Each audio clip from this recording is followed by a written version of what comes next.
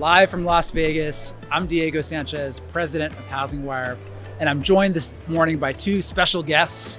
I've got Erik Anderson up here. He is the CEO of Motor, and I've got Primas over there. He is the SVP of sales, also at Motor. Gentlemen, thank you so much for joining me today. Absolutely. Thanks for having us. Yeah. So it's been a year since we've last spoke, Erik, and there have been a lot of changes and growth at Motor. Tell us about how the last year has gone.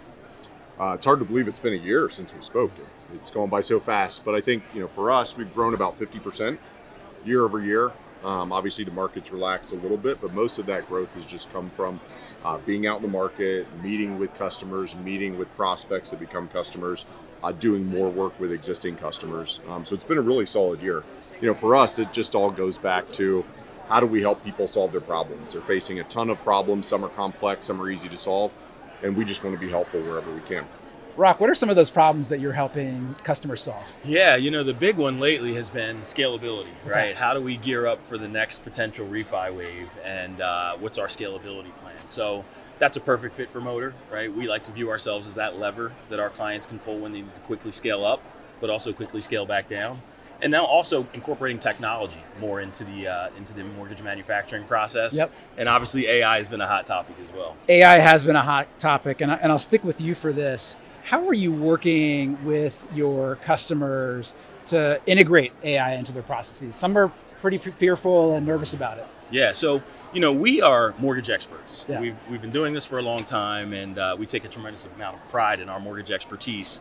And so when bringing that mortgage expertise to the table with our clients and their technology team, in addition to the Motor technology team, the collaboration is around how the manufacturing process can be automated, or how can AI be implemented into that process, and where does it make the most sense? Is it on what we would call the back office, non-customer facing activities? Is it the front office? Some are more interested in the front office, for example, agents. And so it's more around their model, what they feel is the number one priority, and then based on our expertise, we'll make recommendations around what we see from others, Yep. as well as just, our knowledge. I think one of the reasons lenders can be nervous about AI and technology in general, it's a heavily regulated industry. So Yep. how do you help clients balance the desire to be innovative Yeah. with also the desire and the need to stay compliant? 100%. And it's a challenge. And, the other challenge is, and then I'll come back and answer your question, is there's so much out there. Yeah. This exhibitor hall that we're in, we walked around, and it's incredible the number of solutions you see, and they all look so great, on a screen. But, there's a lot of concern about edge cases, about regulated impact, regulatory challenges, making it work in their environment with their systems. And so for us, we've reduced it to three things for now. We've got 65 customers. We're helping 25% of them today on actual AI proof of concepts or implementation. So we've got some good experience working in these systems, but we've reduced it to three things, the three E's, which is educate, empower, and examine. We think those are the three areas where AI is ready to go in mortgage, which is such a regulated industry, and the transactions are so, kind of tied to a person's emotions. It's not a small thing that if it goes wrong, it's not a big deal. My AT&T bill is, messed up. I mean, this is their house, this is their home, it's where their family lives. So we've reduced it to, examining is basically the QC to QA process. So it's not the front line, it's happening behind the scenes, getting better and better. Educating is, for training, ongoing training, initial training, so that education. And then empowering is how can you have the AI agents, improving the proficiency and the productivity of the resource by doing all of the prep work and serving it up to a human agent that can then go through and apply that unique skill that human beings have, where they can say, okay, given the contextual awareness, given everything you've served up to me, this makes sense, this passes the sniff test, and we can go ahead and move forward, right? So we've reduced it to the threes, and that's really where the thrust of our use cases are today. That's really interesting. I joined both of you at your first UserCon a couple of weeks ago, and I was really struck by this partnership approach that you have. Like, you're not just a vendor for these folks, and I can see it in the conversations that you have with them, and I can see it in their willingness to get on stage and reveal insights to their competitors in a lot of cases. Rock, how do you create that partnership atmosphere with your clients? Yeah, great question. And obviously, Diego, there's tons of service providers around the industry. So how do we separate ourselves? It's the partnership aspect. And, for me, it's authenticity. being who I am. I've been doing this for a long time. I know a lot of people in the industry. People trust me, and they know that I'm not trying to sell them something. Even though I have sales in my title, Right. I'm more focused on what's best for them versus what's best for me or what's best for Motor, and how do we help them solve their problems and achieve desired outcomes. And so, when they spend time with us, I think they enjoy it. They don't dread going to dinner with the vendor. It's more, hey, we're going to catch up with Rock and Erik and have a good time. But at the same time, they know that day in and day out, operational excellence, execution, and helping deliver on their desired outcomes is our number one priority. And so that's how we've built the relationships and the trust. You brought up execution, and one of the things that both of you talk about is best in execution and operations. Yep. Can you unpack that concept for us? Yeah, absolutely. I mean, this is what we sell on all day long. And so, for us, operations inherently has noise in it, right? We saw yesterday with the AWS outage, whether it's tech ops, whether it's automated ops, whether it's people ops, like there is going to be noise in the operations. There's going to be noise every single day. And the only question is how much noise. And so for us, we are really focused on, as a partner, not adding to the noise, but ensuring that what we deliver is the noise is as minimized as possible. We have turned the volume down on that as much as possible. And so it really comes down to a few things. The first one is domain expertise, right? So when they come to us, I mean, so many times we have won business because we know the process better than anyone else they've talked to by a significant margin. So that domain expertise, we understand the contextual, we have contextual awareness, we understand the specifics of that particular process or that task or whatever it is. So that's one. The second is really the ability to get in there and do the work, the actual work of operations. Operations may look easy from a distance, but anyone that's done operations, it is so hard. It is so incredibly hard. You're managing people every day. You're managing change management. You're managing systems. You're connecting it all together. You're dealing with exceptions.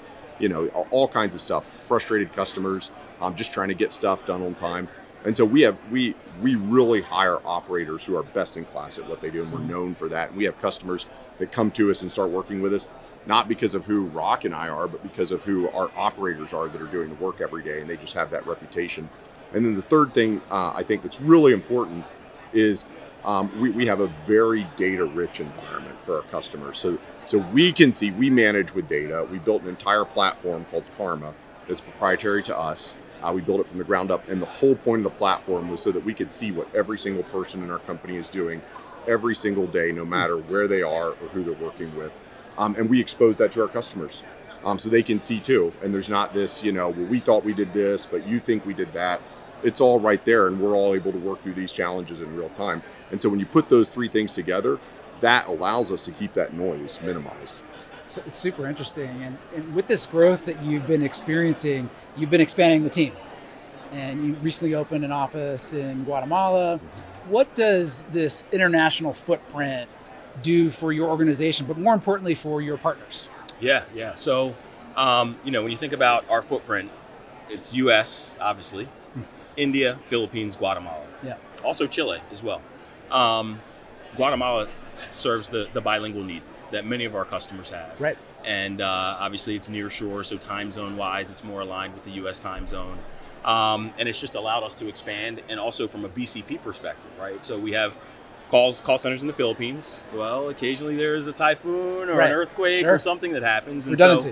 So from a redundancy and a BCP perspective, Guatemala was very important to us. And so it just allows us to continue to deliver service to our clients across multiple countries. Amazing. So we'll wrap with you.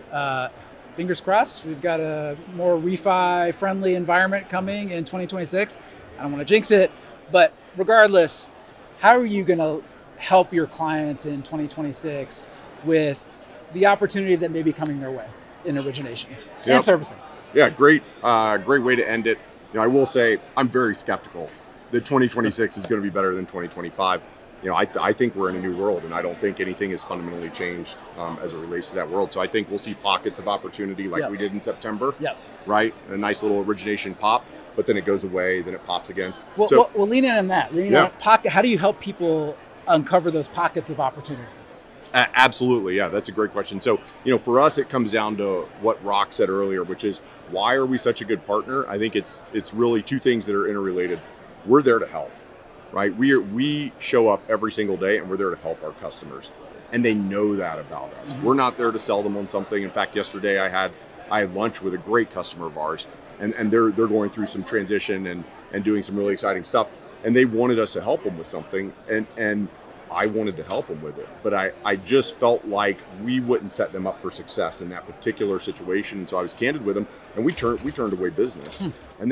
But that's part of who we are. I'm happy to turn away business all day long if it means that I'm not going to set my customer up to be frustrated with me or frustrated with themselves or disappointed in the outcome, right? So we're there to help. And then related to that is they believe that when we say we can help, we actually can help. We have the resources that we can bring to bear. I mean, I love to say we're, big enough to matter, small enough to care. People don't realize how huge of an organization we are. 6,500 employees. I mean, we bring real scale to the table. We've got, probably 25 or 30 senior leaders in our organization that just have incredible expertise. So we can bring enormous resources and scale to the table, but at the same time, it's just a small group of us, and we can get things done for them.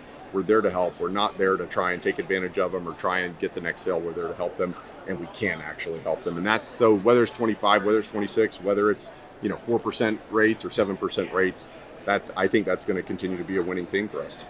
Pockets of opportunity. I like it. So, gentlemen, thank you so much for joining me this morning. I think this is a really good conversation. Always a pleasure, Diego. Yeah. Thank you. Thank you. Thank you so much. Good to see you again. Yeah, you too.